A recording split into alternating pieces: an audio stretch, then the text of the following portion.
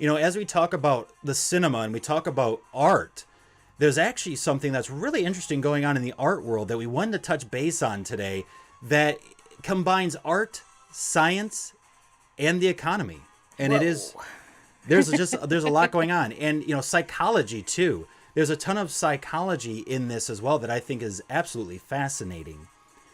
So basically, with the this article that we found through artnet.com, the headline is, "Does art breed empathy?" Well, it just so happens that a museum in Minneapolis, the Minneapolis Institute of Art, received $750,000 just to find that out. Does art actually breed empathy? And I find this absolutely fascinating because we're all drawn to some sort of art in some sort of way, whether it's graffiti, photography, sketching, painting, sculpting, you name it. There's something about certain types of art that, I mean, in a cliche way, speak to us, right? that pull at us in a way and get us emotionally involved. And this study is huge because even though we've kind of understood that, no one has really done a full-scale study to this point. So basically, the Andrew W. Mellon Foundation gave a grant of $750,000 to the Minneapolis Institute of Art to establish the world's first center of empathy and the visual arts. The goal, which is said by museum president and director Kaywin Feldman, is that how to spark and nurture empathy through the visual arts so that MIA and all art museums can contribute even more toward building a just and harmonious society. So from this, what they're trying to get across is that we can get so desensitized to the impact that we have and that other people have on each other. We get so much into our own bubbles of, well, I want this and I want that and I need this and I need that and then my family and me and my and mine, that we tend to forget about connecting with other human beings and that there are emotions involved and that there are people's psychology involved in our interactions and that we have an impact on other people. So it gets so easy to be like that person at Black Friday who wants that last TV, and they're like, no, it's mine. And they deck the person in front of them and not thinking about the person, right? They think about, I want, I need. So I'm just going to trample anything that's in front of me. And this person is just a mere obstacle. It's just furniture in my way. So what they're saying is that art can break down the barriers of that desensitization, that art can help remind us of the connection between us and other people. And I absolutely love this article. And I love the concept. And I mean, what are your thoughts on this? I'm all for it.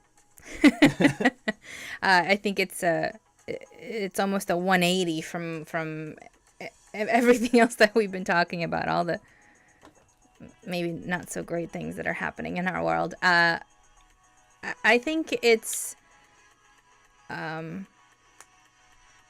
artists and people who are creative, I feel like already have this sort of doorway, right, that they are able to open into this world of empathy, to our detriment sometimes. But for, everybody else, I think it's just so important to bring awareness that the arts are actually what a lot of us live for, right? Even back in the days of, people sitting around a campfire and having the shaman tell them stories, that was art. Mm-hmm. Cave paintings, all of that, that's art, right? Like, we go to our jobs and we put in the time and we do all this stuff and we build things and we make stuff. But what do you do when you get home? You immerse yourself in art. You watch a movie, you read a book, you go for a walk, you look at the sunset, you enjoy a nice cup of tea. That's all art, right? And that's, the core of, I think, just humanity of what we all strive for, is to find that peace and that art and that empathy within ourselves. And actually, the concept of empathy has always existed. But it's, kind of our contemporary understanding of it actually comes from a 19th century German physiologist and philosopher, Wilhelm Wundt.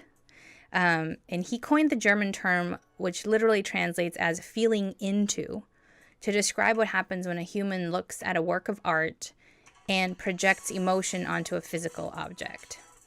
So in essence, our understanding of empathy actually, kind of blossomed through the visual arts to begin with. So it's great that, this they're taking the time now to actually kind of study that through art. Yeah, and I guess my thoughts too on this is that emotions themselves, are built in, and sometimes they're so hard to describe and so hard to connect with another person feeling a certain way, right? Like someone can feel sad, but you're just like, but why do you feel sad at this? Or what causes you to feel this emotion when I don't? Because each one of us honestly does have their own reality, right? We all really view things very differently, yet we're looking at the same thing. And I know we've talked about this in a past episode. And so it's all perception, right? And art is a great way of expressing those emotions or those feelings or those thoughts that maybe can be too hard to try to put into words. But seeing it, putting it into tangible form can help communicate that across to other people and get those perceptions across. So we have, if anything, a better understanding of each other, which again is empathy. Is really having that understanding and feeling for the person, even if you're not the one directly experiencing that situation. You can empathize. And we actually feel better. There's studies, I guess, that prove this. I don't have the concrete proof with me right now, but we actually feel better when we are more altruistic, when we focus a little less on ourselves and we focus on other people. We actually feel better about ourselves, which sounds crazy, right? Like, oh, I'm focusing on helping this person and then I walk away feeling better. What? Shouldn't it be like I'm focusing on me and then I feel better? It's like, nope. That actually can sometimes make you feel worse. Oh yeah, and for me too, like we get very busy here. We're streaming, we're doing the talk show, the podcast, and we work on digital media and a bunch of other projects that we have going on. And so sometimes it's hard just to have that kind of moment of nowness, of self-awareness, and of just general awareness of our environment, because we're always thinking like 5 steps ahead, or we have to, basically. We don't have room to not, otherwise we stumble over our own feet. And, what I like to do in the sense of art is go to, like, say, a theater show or a film or listen to music. Music is typically my go-to. And I love doing that because it helps me center myself and really focus in on what's around me, while also intrinsically thinking about things that I tend to push down or away, because my mind just doesn't have the brain space, especially nowadays where our brains are taking in more information than what many computers can take on. And so because of that, art can be a great way, again, of helping us feel. Because I think sometimes it's scary for people. I mean, right now we're in an age where we have some of the highest levels of anxiety, depression, and other mental hurdles that we constantly face. And a lot of that is because, again, we're pushing our emotions off. And many people say, well, I feel dead inside, and it's hard to connect with things. And I think art can be a great bridge for that.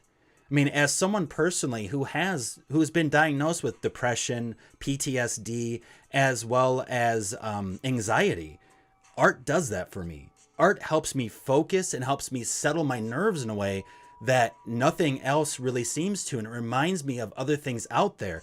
And it reminds me that there have been worse things that have happened in people's lives outside of my own. There have been also some great things that have happened too. And it's important to hold on to those and to learn from those situations rather than ignore them or put blinders on against them. So, I listen to music that helps me focus, that helps me feel again in a way, and reminds me, oh yeah, that's right. There's more to life. There's more going on here than just what I have in front of me on my to-do list. So, I think this is excellent that they're doing this, and hopefully kind of creating like a little bit of awakening, as well as to show after this, I believe it's a 5-year study, they can actually show and go, hey, look, the arts needs funding. You can't cut the arts out of all funding, and you can't keep hacking away at the arts.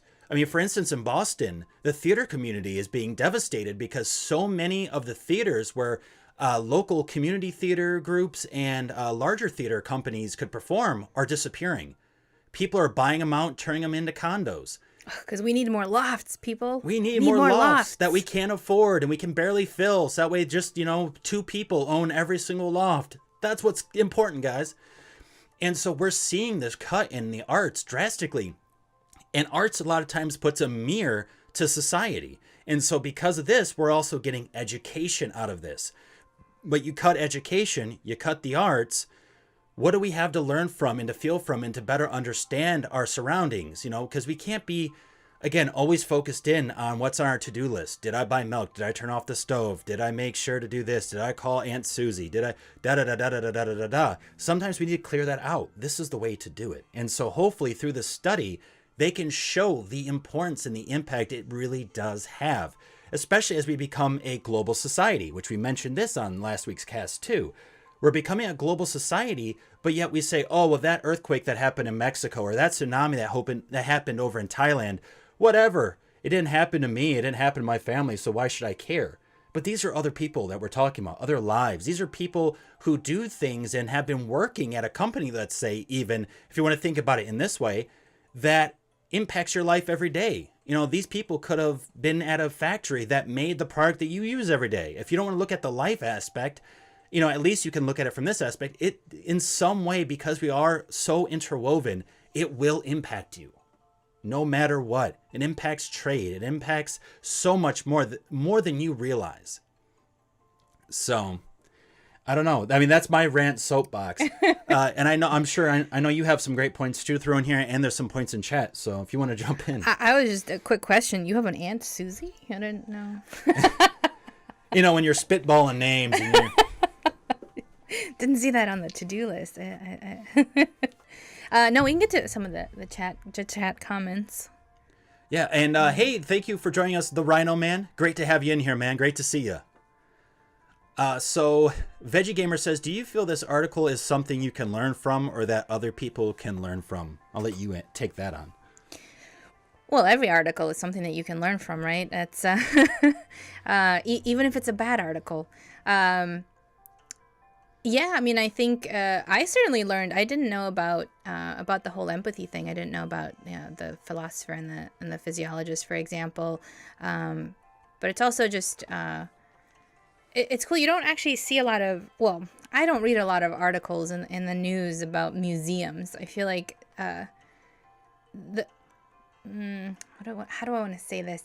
I love going to museums, and I feel like, although potentially it's a favorite pastime of some people, I think now people would rather spend money to go places like a movie, which is fair. I love movies. I go to them all the time. But, something like a museum, some people find that kind of archaic in a way. As I know, I had trouble finding people to go to museums with me.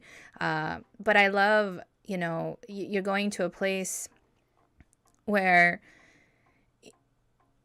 it puts you in the here and now, hopefully. And it makes you see things in a different way, hopefully. In a way that I don't think you can experience anywhere else. Because, if I look at a picture online, I can get distracted by something else. If someone shows me something on their phone, I can get distracted by something else. But when you're going to a museum, you're sort of...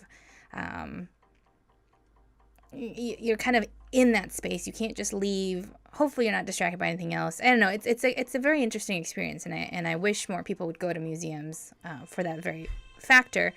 And so I think, what's nice about what they're talking about in this article too is that a museum is not only a place where you can go see something that somebody else has made, but now they're actually taking initiative to do something active to bring awareness and to help others. Mm-hmm. So I thought that was amazing. Well, and the fact that something in the arts is actually getting funding for anything is actually amazing to me too, in a very sad way. But the fact that they're like, oh my God, they're getting $750,000, and the museum has also received $520,000 from the Ford Foundation, the Walton Family Foundation. I'm just like, wow, this really, like someone in the arts is getting funding? Brr? Well, yeah, and then, and they're also trying to help out other museums as well. And then I think that's great for that purpose, too. Plus, it gets people out there. I feel like we're such a I mean, we're already in an indoor society. Like, but at least now you can be in an indoor society in different environments. You're not just in the same environments, I guess. Exactly. And actually, Veggie Gamer brings up a great point that I've actually had in a discussion that we had actually in our Discord about this. But Veggie Gamer says it's all about understanding why people think a certain way rather than judging other people for feeling a certain way. And what I love about art is it's really about analyzing rather than just off the bat going, bullshit. This person is stupid. Oh, they wanted to express the fear and torture of war in the Middle East. So, they did this. Stupid. Dumb. Dumb, dumb, dumb. Like, you don't go to a museum for that. You don't go to a concert to hear music about, like, not usually. You don't go for that experience. You go to really learn to take in and to feel and to empathize, to have kind of a cathartic release.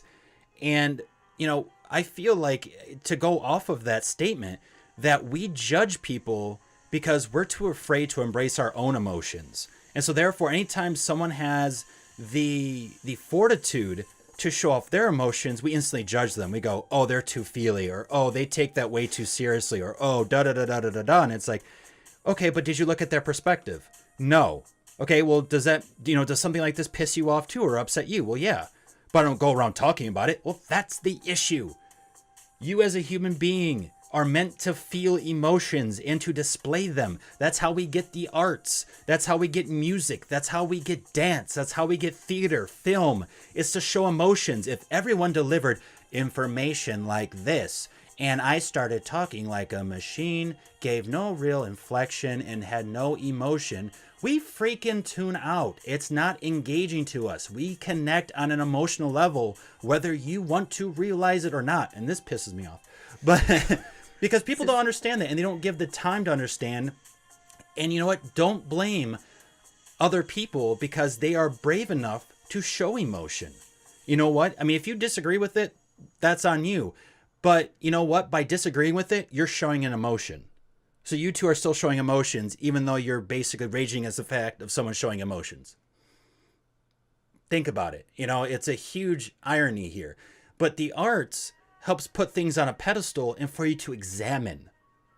And you get, whatever review you come up with at the end is on you. You could still hate it or go, this just looks like a bunch of paint splatters on a piece of canvas. Like, this doesn't tell me about the tortures of war. So I don't understand it. And that's fine, right? Maybe you just don't grasp it because you don't bring along that same kind of experience or information that the artist brought into it. And other people who maybe have experienced that situation understand, but that's fine. But at least you understand that, hey, there's that perception out there. And you move on, right? You go, okay, whatever. So again, it's not about judging. It's not about going, well, how dare this artist do this? Or, this artist is just an idiot for trying to express depression or, for showing that they actually care about something. Why?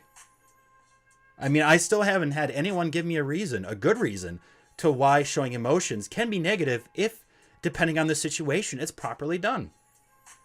I don't think anyone said that. I've heard plenty of people who complain about, oh, well, this person shouldn't show emotions in a situation because they're an NFL player, for example. Oh, I see what you're saying. They should be a football player and Right. not care about other people. They should just care about the field and the ball. You know what I mean? Right. Well, yeah, I think that's more, when they look at, oh, well, this is a career of this person and now they're getting involved in, I guess, a different industry or a different career that isn't part of what I'm paying them to do. But in terms of just people in general showing emotion, I mean, I don't think anyone has ever said, at least I've never really heard anyone say that showing emotions is bad. I think there's stereotypes of, okay, well, if you're this, you shouldn't show emotion. But I mean, I think overall, yeah. I think we're saying the same thing. We are saying the exact same thing. Yeah, it's just that, don't judge is all. It's about really just looking at it and analyzing it and being able to communicate. And this, ideally, art can open communication. And I think there's some confusion in chat. I just want to point out, we're not talking about the fact that, well, if you don't go to a museum, you're not smart. That was never said once. No. So please make sure not to distort what we're saying. What we're saying is the fact that no matter the type of art, that art overall, and I mentioned going to a concert, for example, Things sitting like at that. home and looking at your ceiling pattern. Yeah, drawing, appreciating architecture, which is also art. Hair braiding. All these different things can connect you because there's always a story behind it, right? There's always a reason why someone created something a certain way. And it helps to educate us and at least better understand other perspectives. So again, it has nothing to do with elitism. It has nothing to do with a certain kind of hierarchy. All it has to do with is understanding and communicating with one another. And even if you disagree, it's kind of well, I will agree to disagree because at least I get the sense of where you're coming from. And ideally, I can portray my point of view as accurately across to you, and you can respect that as well. So again, our conversation, even though it starts with the article being in a museum, it goes to a much bigger scale of what art is and how it communicates with people through all different spectrums of art. Right, like they say in I'm having a problem with names today. The Minneapolis Institute of Art, their goal for establishing this Center for Empathy in the Visual Arts is specifically, like the first phase of their project is specifically aimed to develop and test ways that specifically museums can help promote empathy among visitors. So it's not necessarily to say, oh, everyone should go to a museum because that's the only way you're going to, have empathy or experience that type of thing. They're just trying to figure out, okay, for the people who come there, here's how we can use, the art here. How can we promote that empathy for the people who are there? Exactly. And even at this museum, they have all different kinds of artwork that express all different kinds of range of human experiences. And that's the ideal goal. As some of these people at the museum who run the program have said, our objects all tell stories because they're about people. We believe profoundly that works of art are an expression of the human lived experience and can play a vital role in helping people understand each other in our increasingly connected and yet fragmented world, which I think puts it in a great way. For instance, we have many people in the chat who are from many different countries. Denmark, Germany, Sweden, Norway. And, we see them on television maybe at times or something like that. Or we get a sense of we think we know this country. But then, we get these people who share their awesome photos of the area around them and talk about their holidays and things like that. And every single time my mind keeps getting blown because, it's like something new and something so fascinating. And I feel like I could connect to these people on such a deeper level because it's like, okay, I didn't realize this. And, if I tried doing a Google search, I probably wouldn't even know what to look for. So it's like so cool for me to see these new things that I might not otherwise have the experience to see and to experience and to be able to engage with someone better because I'm understanding what they experience. Right. And exactly, Veggie and Pixelily, everyone has different experiences. That's the point that we're saying. And that, we do get, our own lives and our own experiences give us the flavoring and the lens through which we do view life. And that's, what empathy is, right? It's supposed to be, lets us try to understand or look through somebody else's lens, see where they're coming from. But also more profoundly, I think, is to realize that other people do have different experiences. And, I think certainly in some places where one grows up, that lens may be the same lens for lots of the people around them. And it's important to be able to reach those people as well and say, hey, there's other lenses you can look through, and bring that awareness as well. Art is for everybody. It certainly isn't or shouldn't be elitist at all. So, and this kind of goes back also to the topic last week where we talked about what's that thin line between art and arson. What is considered art and what is not, when we were talking about the Russian photographer who burnt down the village and took a photograph to show the decline of rural villages in Russia because of bigger cities and urban areas being built up and because of big corporations. And, again, there are many different views to art, and that's what art is, really. I mean, there's many different perspectives that you can obtain from a song, that you can obtain from anything that you could consider art. And in many ways, just as art is a way of communicating, communication is also art.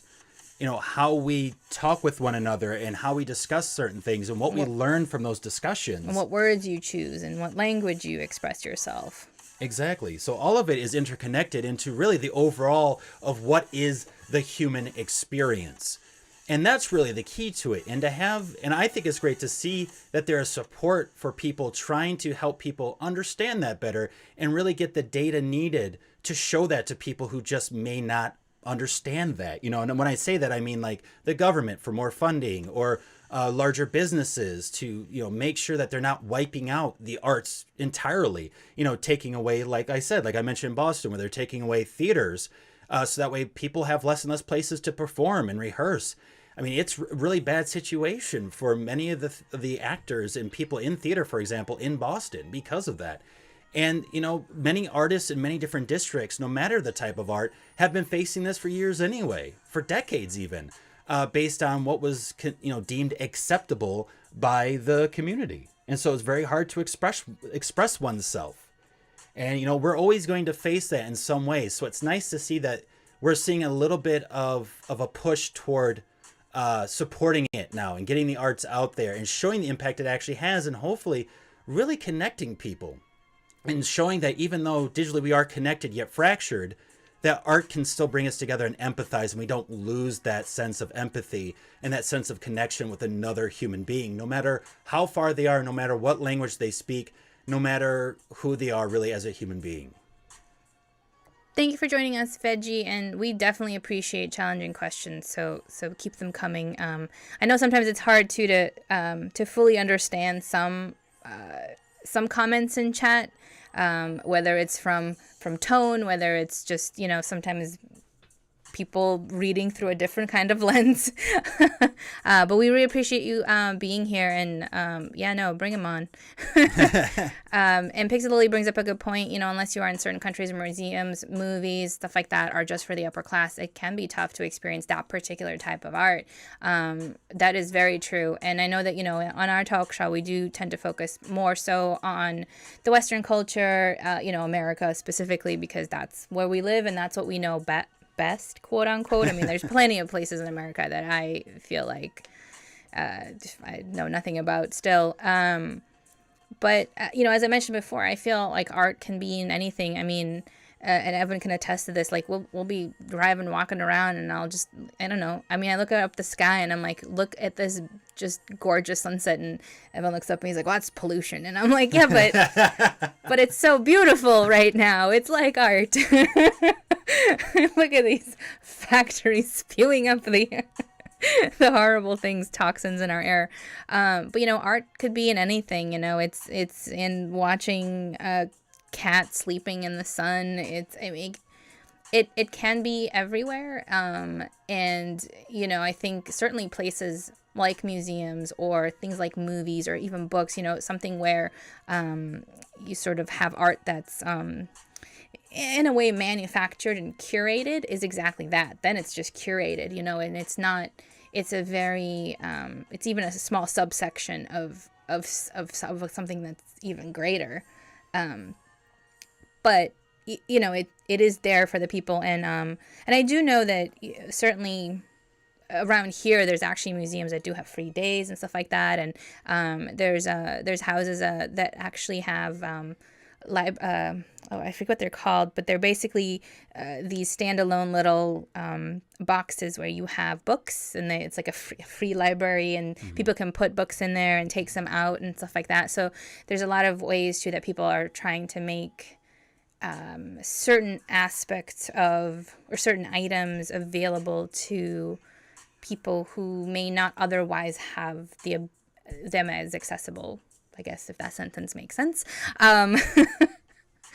And Equilibrium does have an interesting take on a future, that movie. I believe you're referring to that, Pixel Lily. It is one of my favorite movies as well. Pollution art sounds horrible. Well, and Pixely brings it up here too that we, as in those in Norway, have art inside one of their longest tunnels to prevent drivers from getting swept up by the 2 to 4 metric miles of absolutely nothing. So while you're in this tunnel, instead of zoning out, they have artwork to help kind of stimulate the brain and keep you thinking and functioning properly. So that way you keep focus onto the road. And there are a ton of studies about how colors and shapes impact how we think and how we feel. And that's another part of it as well, right? It's very psychological, and some of the things we don't understand on a conscious level, but do impact us on a subconscious level. And that's what's so important about it too. You know, would you rather see an ugly city, or would you rather see, you know, paintings on the walls and murals and things celebrating the culture of the area that you might not have realized, and, you know, things from the past that you could connect with more because there's a face to it rather than just symbols or things that you really can't quite wrap your mind around because there isn't really a direct connection between you and that symbol. And I think that can say a lot as well. So again, art can do so much for us, and we don't even realize it because it is on a subconscious level, or we take it for granted. Yeah, like I never thought of hats as art, but like look at the bottom of his hat. When I saw that hat, I'm like, man, like that's just so cool, right? Like, you know, most of the time people don't look on the underside of a hat, right? So they'll put their logo on the front, they'll put stuff on the back, this kind of thing. But I just thought that was like just a neat little thing. And every time I look up at it, because I am much shorter than he is, you know, it's like a neat thing. Like I'll stare at it and I'm like, wow, that's so cool that someone decided to use this space for something. And for those that can't see, because either you're lurking or you're listening to us through Podbean, I have a flat brim hat on, and underneath the bottom it has basically a galactic kind of map, or like a solar system sort of setup here with the stars and everything in different colors. So that's what she's referring to if you're going, what hat is she talking about? Is it a bowler? Is it a cowboy hat? What the hell? What kind of hat are we talking about here? I need to know. It's a tricone pirate hat. Ooh, I like it. Yeah, that's a throwback to Path of Exile, by the way, where I was like, what the fuck is a tricone hat? Anyways, picked it up. I'm like, what the hell is this? Kind of look like a pirate hat. Yeah, and Dynamite actually, who's out of Georgia, mentions too that, you know, we have graffiti everywhere here, especially in tunnels, so my mind goes there. So yeah, again, it can grab your attention, sometimes as a distraction, though. You have to be careful of like what you're using, how you're utilizing it, thinking about all that. But, you know, overall, though, it does help us feel better, even if we don't realize why.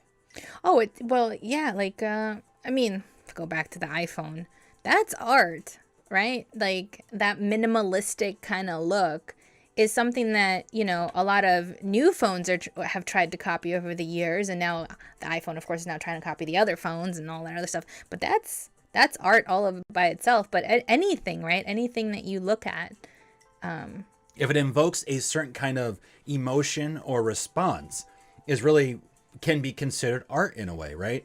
Yeah, even our setup here in the studio. It's definitely art. I mean, for God's sake, for those that can see us on Twitch, we're framed on a wall. Okay, that is our setup. We are literally in a freaking frame. No one feeds us. We haven't gotten water in at least 8 days. Please send help. But we are art here on the wall. So, and for those listening on Podbean, please check out our Twitch so you know that we're not that crazy. But anyway, you know, this has been awesome, and this has been such a great experience. Again, we've had some awesome conversations, some awesome questions. So thank you to chat, who's really jumped into this and really brought out some awesome conversation, because this is what we want, right? This is what we want to talk about. And again, if I've said it once, I'll say it a million times. There's times where we don't go to a clear-cut conclusion, but the goal isn't always that. A lot of times it's the path, not the destination. And we're also kind of working toward the destination. So it wouldn't be right of us to try to be, again, fortune tellers to say, well, this is the end all be all. But these are the options that we're seeing laid across from us. And it's up to us as human beings to basically take on the trials and tribulations and the journey overall and see where we end up. And if we don't like it, there's ways to change it. Yes. Also, hello, Kindred. Welcome. Those glasses are art. Which glasses? Mine or hers or both. We'll take either compliment. So I will say that, I mean, glasses overall certainly are now a fashion accessory. People who don't even need glasses wear them, like wear the frames as an accessory, which I'm like, man, growing up where I was like, I don't want glasses, and now people are willingly buying frames to be 4 eyes. I don't know. That's crazy. Yeah, clothing can be fashion, can be art. So, again, it's invoking an emotion and telling a story. And that's what this article drives at, and that's what they're trying to do is how do we drive a story through what we see, and how does it make us connect better as a society to many other different people? So that is really the key of it. And I think the good takeaway is thinking about that. Do we take things for granted? Do we take people for granted around us? How can we change that? What can we do as individuals to show our appreciation? If we're having a shitty day and, someone at Starbucks didn't hear our order, do we yell at them and blame them for all of our trials and tribulations through the day? Or we go, nope, I'd do that too. I can empathize. Like, it's loud in here. You didn't hear me? No, this is what I ordered. Thank you so very much for asking again, instead of guessing and giving me a hot chocolate instead of a matcha green tea or something. I don't know. This has never happened to him, by the way. All the time. Ever. All the damn time. Folks, it's not them spelling my name wrong that annoys me. It's when they screw up on a drink. I'm just like, oh. But, you empathize and you move on. And you go, hey, you know what? I'm going to enjoy the shit out of this drink. It's going to be the most amazing drink ever. I'm going to move forward. Tomorrow I'll get my drink then. It was meant to be then. What gets me is people's attitudes. Like, if I'm giving you attitude, fine. Give it back to me. But if I'm coming at you and I'm like, hey, what's up? How are you? And you're instantly like, rah, rah, rah, rah, it's like, okay, like, take it back a notch here. Okay, I'm sorry. I did not choose your career. I did not make your day horrible today. I had nothing to do with any of that. And I'm trying to make your day a little bit better because I already see you're grumpy. Please don't start off yelling at me because it's not going to make me want to keep being nice to you. But I will try. And hey, you know what? If you have those moments, we learn from it, right? We learn from it just like we learn from art, to empathize and to move forward and ideally progress.